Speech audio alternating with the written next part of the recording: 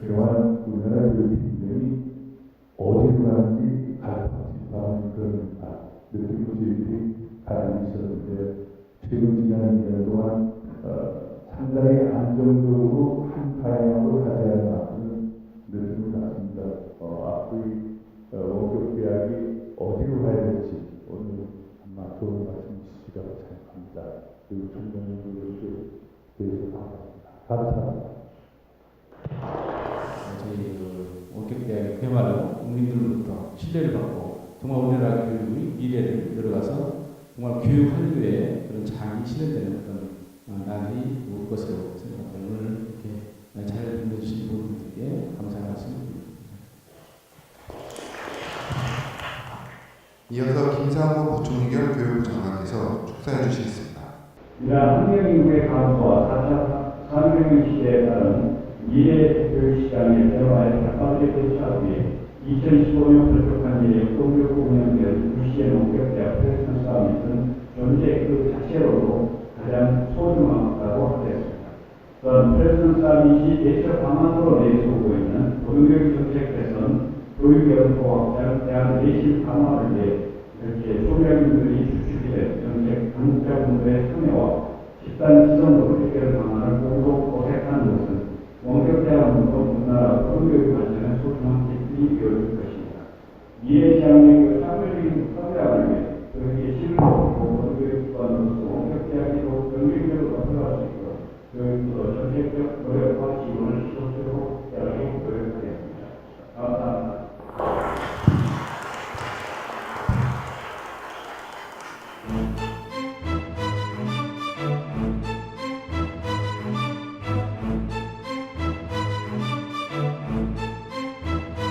윤여갑 원장님을 박수로 맞이해 주시기 바랍니다.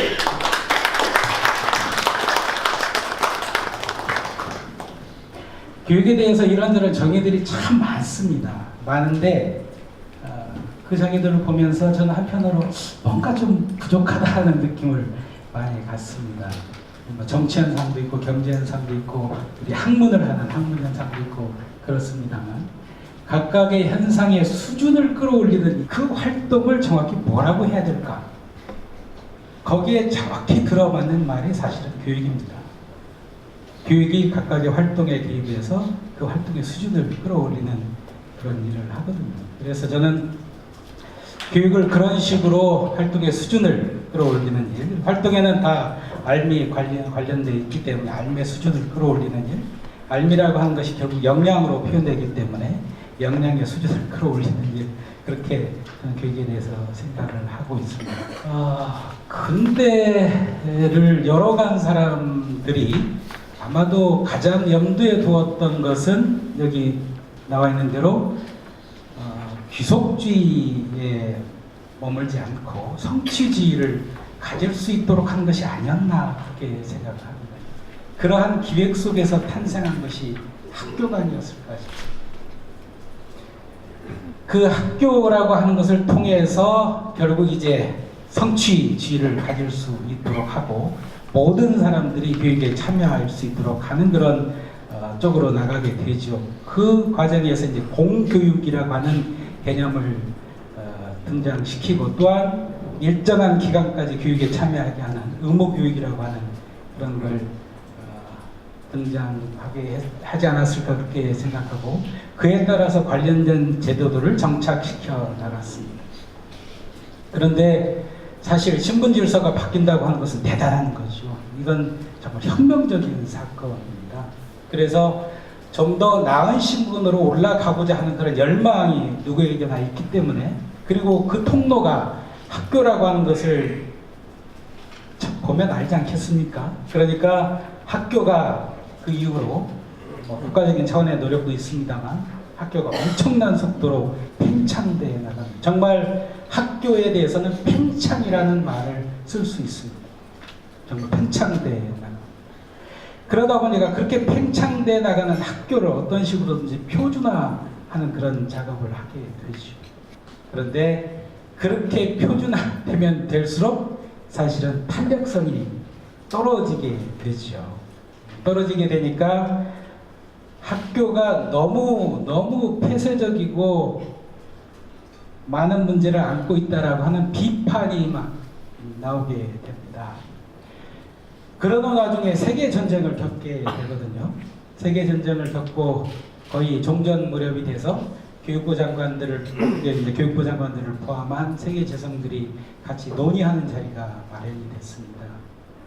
도대체 왜 이런 일들이 벌어졌을까? 전쟁이라고 하는 것은 인간이 보여줄 수 있는 가장 밑바닥을 다 보여주는 것이지 않겠습니까?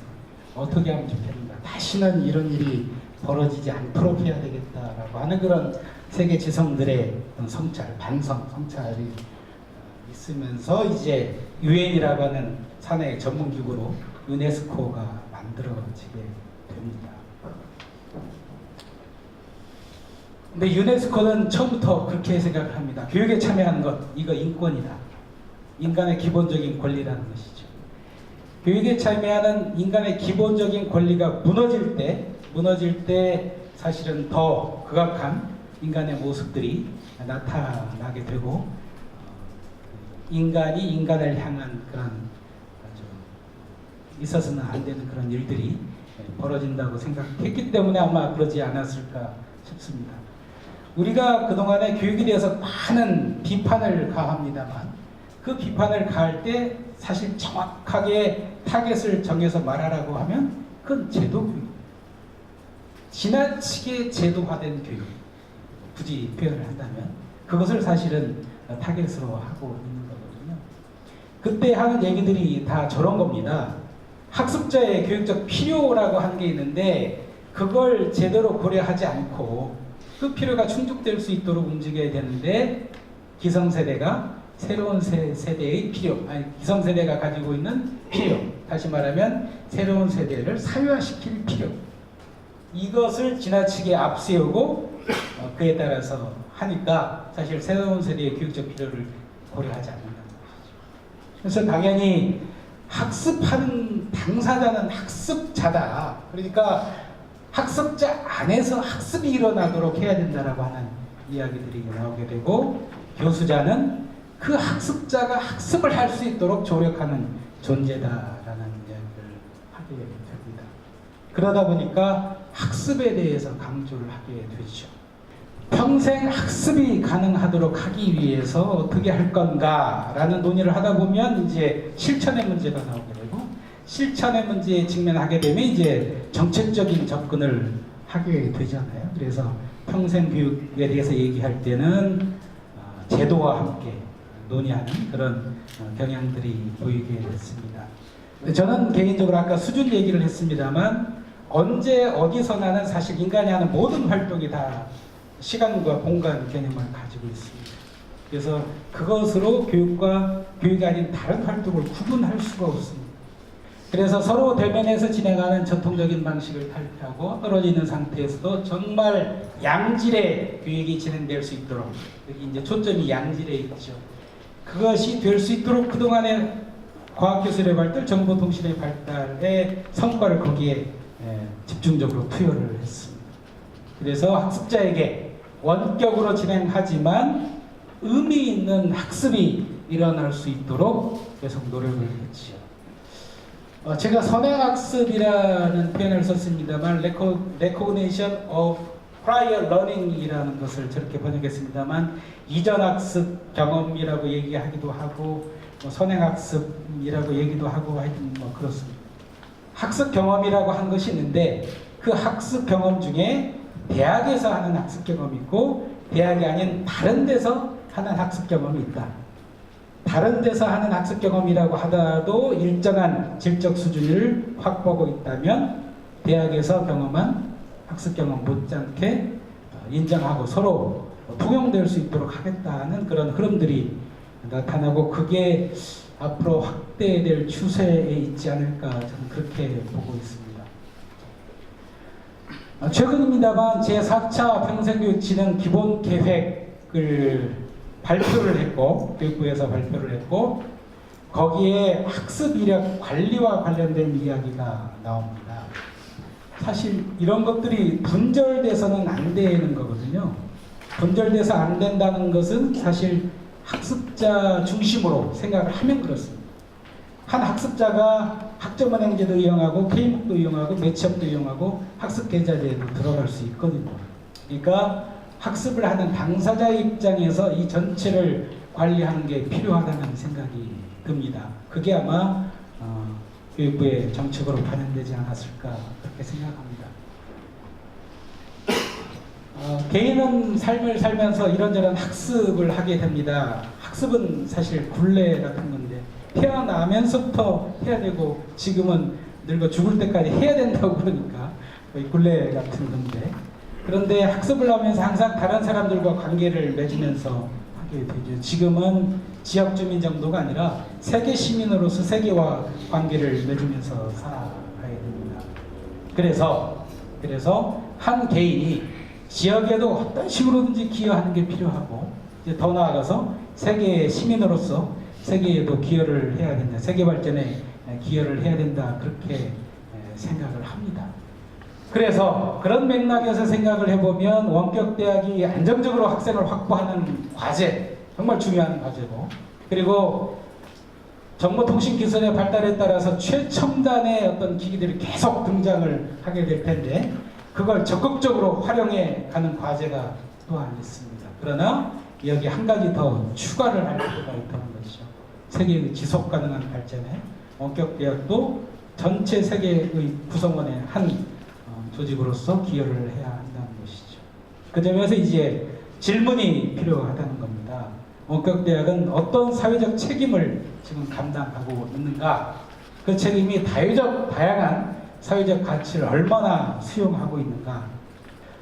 저도 그렇게 그동안에 하다가 이제 국가평생교육진흥원으로 갔습니다만, 전에는 이제 45분 수업이면 처음 시작해서 45분 쫙 했었는데, 그렇게 하면 이게 무거워지니까 이걸 가능한 한 쪼개는 것이 좋겠다고 해서 쪼개는 작업을 하다가 나왔습니다만, 앞으로는 그걸 더 쪼갤 필요가 있다는 것이죠.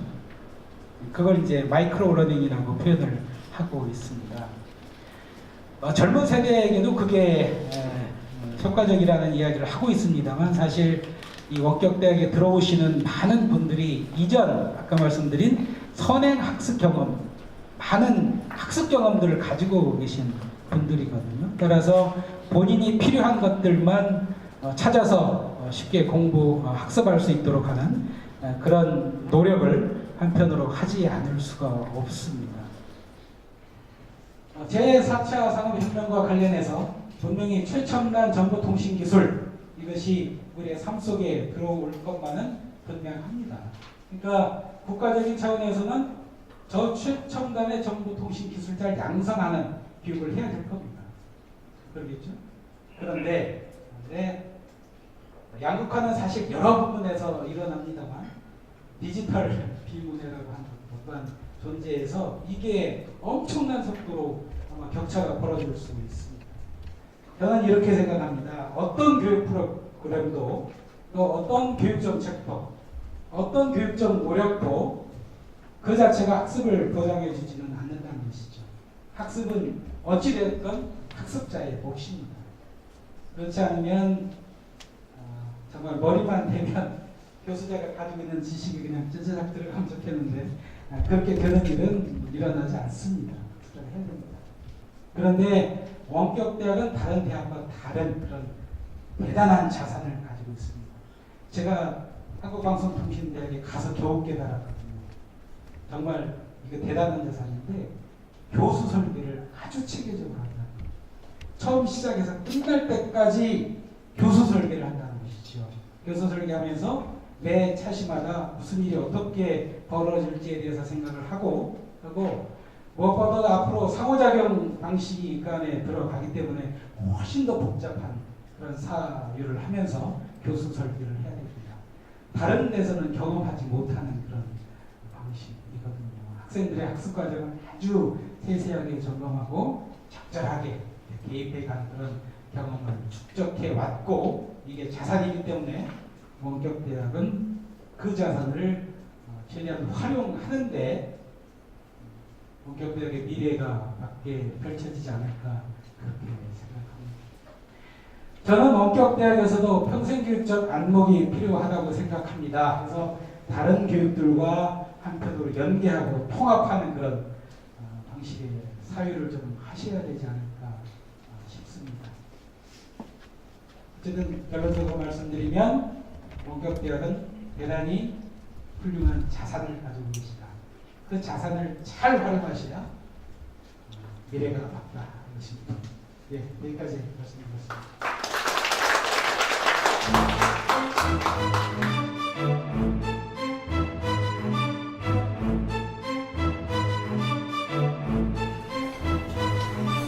네, 안녕하십니까. 지금 우리는 학점을 가지고 그거를 모아서 졸업을 하는 그런 방식으로 시작했습니다. 근데 지금 수업을 들으시는 분들 중에는 교수님보다도 월등히 더 경험도 많으시고 또 거기에 대한 지식도 많은 분이 계시거든요. 그래서 혹시 그게 될지는 모르겠지만 경력을 학점화시키는 어떤 그런 방법이 있으면 우리 사이버 대학에서 그런 경력을 또 그런 어떤 지식을 갖다가 학점화시킬 수 있는 어떤 방법이 있다면 좋지 않을까 싶은 생각이 듭니다. 지금 우리가 발상 전환 같은 게 필요한 게 핵심이다 이런 건데 사이버 대학은 왜 평생 교육을 해야 되나 이런 생각을 해보고 대학을 나오고 꼭 학점을 받아야 되고 학위를 받아야 되냐 이런 것들을 보면 하나의 그냥 몇 개 과정을 맞춘 한 5주짜리 수료증 받았어 이런 걸로 그치는 것이 아니라 만약에 그거를 우리가 무슨 전문적인 학점은 아니지만 그 어떤 수료증 뭐 이런 것들을 인정해줄 수 있는 제도 이런 것들을 개발하고 해서 우리 가치를 좀 높여가는 작업이 병행이 된다면 그 두 가지가 시너지가 될 수 있지 않을까. 이제 사이버대의 특징을 살려야 되는데도 불구하고 오히려 그 사이버대의 특징을 없애가면서 불필요한 비용을 강조하는 일이 너무 많이 일어납니다. 차라리 그 지원을 얘기를 하면서 불필요한 그 규제, 좀 더 구체적으로 얘기하면 비용 발생을 좀 억제할 수 있는 방법을. 왜냐하면 사이버대를 인가를 냈다 그러고 또 이제 관리를 한다 그러면 이 온라인 교육의 장점을 살리도록 해야 될 텐데 이제 뒤늦게 갑자기 무슨 자꾸 대면 교육을 한다고 그런 거예요. 아주 골치 아픕니다. 참관, 뭐 실습 이런 게 아주 불필요한. 그러니까 지원도 좋지만 좀 기본적으로 불필요한 비용이 발생하는 부분을 사이버대 어떤 평생 교육을 우리가 재교육을 담당하라고 그 인가를 내줬고 그걸 지원을 한다고 그 말씀드리고 싶습니다. 저희 대학은 인가이다 보니까 대학의 공공성을 굉장히 강조합니다. 그래서 지금 저희 TV를 북한 교류 시대에 어떻게 북한 교육을 우리가 미래 교육을 책임질 것인가 그런 것들을 좀 국제적으로 연구하고 있습니다. 아시는지 모르겠지만 북한의 고위층 자제들은 우리 EBS 수료비를 갖고 본 겁니다. 그런 고위층으로 있는데 그래서 우리 대학 채널도 들을 수 있느냐 아직 합의 안 해봤다. 그만큼 북한도 우리의 평생 미래 교육의 시작을 한다는 점에서 바로 사이버 대학의 청년들로 관심을 갖지 못한다. 이미 저희는 그거에 대한 연구를 진행하고 있습니다. 두 번째는 이제 교육 방법의 변화입니다.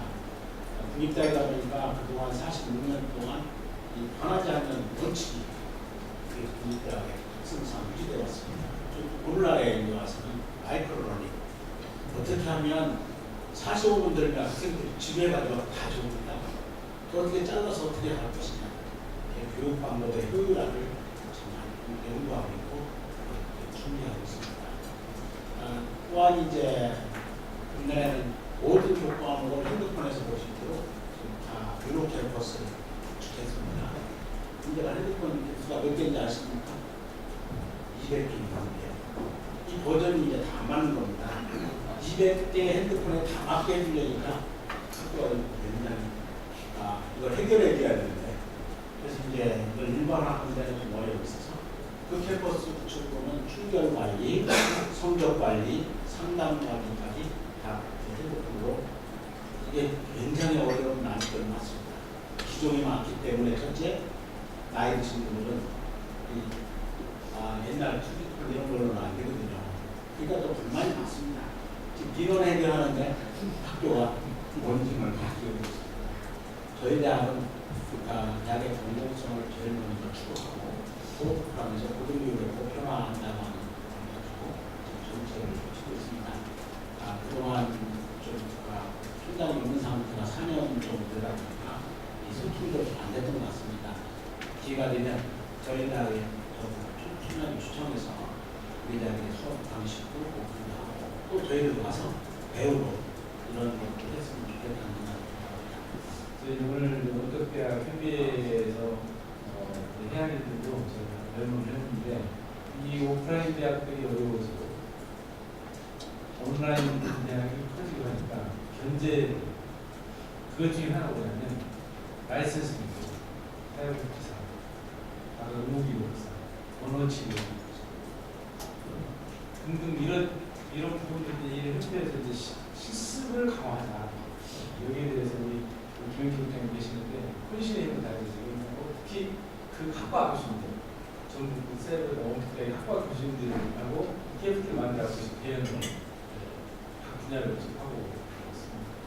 저희들이 하여튼 원격대학 협회가 하나가 돼서 슬기롭게 같이 하면 계속적으로 괜찮습니다. 저도 열심히 오늘 다시 한번 바랍니다. 저희가 언론사로서 프레젠션 실기치의 이유가 있습니다. 아마 협의해 주시는 중심으로 정책 간담회라든지 세미나 실기적으로 할 수 있습니다. 고등교육 발전을 위해서 뭔가 역할을 하고 여러 확산을 하고 때론 견제를 하는 그런 역할이 바로 생각해서 이 자리는 당국자와 직접 얘기를 할 뿐만이 아니라 총장님, 참여 총장님께서 가지고 계신 생각을 공론화하는 데 의미가 있다 이렇게 생각해서 여러 말씀 통해서 시키고 약속을 드리면서 오늘 이렇게 시기에 귀한 시간 내주신